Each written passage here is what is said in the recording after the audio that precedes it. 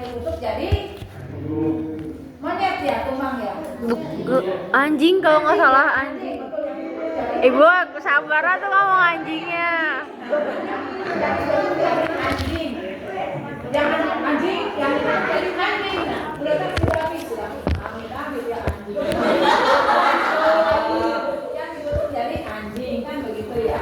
Berarti perbandingannya kalau ya legenda Sang Kuryang bercerita seputar kehidupan kerajaan, sedangkan ya cerpen Bawang Merah Bawang Putih temanya adalah tentang kehidupan Persaudaraan. sosial kemasyarakatan. Dalam hal ini adalah persaudaraan. Nyampe nggak ke situ contohnya? Nyampe. Pasti yang udah paham oh ya begitu ya. Lanjut ya. Itu yang tema. Sekarang yang kedua dari segi alur. Tahu alur? Tahu. Apa alur? Jalan cerita. Tapi yang ibu mau ini bukan jalan ceritanya, tapi jenis alurnya. Jenis alur ada berapa? Ada 3, alur maju. Alur mundur, alur maju mundur.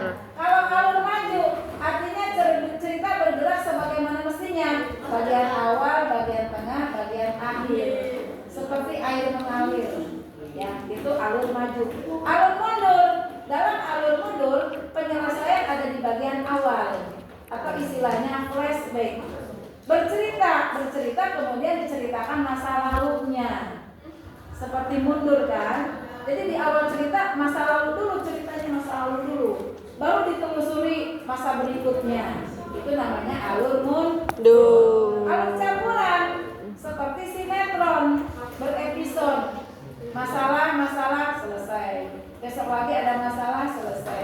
Besok lagi ada masalah selesai. Campuran antara alur maju dan alur mundur. Nah ini kalau diawali dengan konjungsi kalau juga dalam alur ya. Kalau hikayat semiskin menggunakan alur apa? Sedangkan misalnya tarian pena menceritakan alur apa gitu ya. Jadi yang dimaksud di sini adalah jenis alurnya. Jangan lupa ingat jenis alurnya. Kemudian perwatakan. Tahu perwatakan? Tahu. Apa perwatakan? Sifat. Sifat pemberian watak karakter terhadap para tokoh dalam cerita. Ya. Kalau juga nih, tentang konjungsinya alur kalau ya. Dari segi perwatakan, kalau hikayat si miskin itu sebagian besar wataknya adalah watak baik semua misalnya. Sedangkan pada cerita tarian pena wataknya bervariasi, misalnya ada yang watak ini ono dan selanjutnya. Ya itu perwatakan paham. Yang keempat latar. Latar. Apa arti latar? Tempat, waktu, suasana dalam cerita.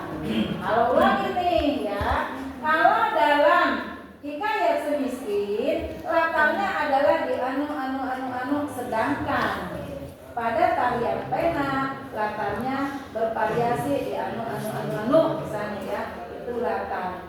Kemudian waktunya ada kata-kata misalnya zaman dahulu kala, nah itu waktunya. Sedangkan dalam cerita tarian pena ada latar waktu anu misalnya ya. Latar suasana. Kalau dalam misalnya hikayat si miskin, suasana yang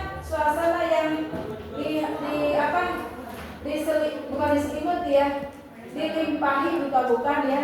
Sebagian besar adalah suasananya sedih misalnya. Ya, sedih, semangat atau apa. Sedangkan dalam tarian pena suasananya adalah bugono misalnya ya. Kemudian sudut pandang. Tahu sudut pandang? Tahu. Apa sudut pandang? Tahu. Apa? POV Iya, point of view. Sudut pandang itu posisi pengarang dalam cerita. Sudut pandang itu ada berapa dalam cerita? 3. Sudut pandang orang ke-1. Orang ketiga. Tapi dalam cerita yang kedua nggak ada sebetulnya. Nggak ada. Yang ada hanya ke-1 dan ke-3. Tiga. Penentuan sudut pandang tergantung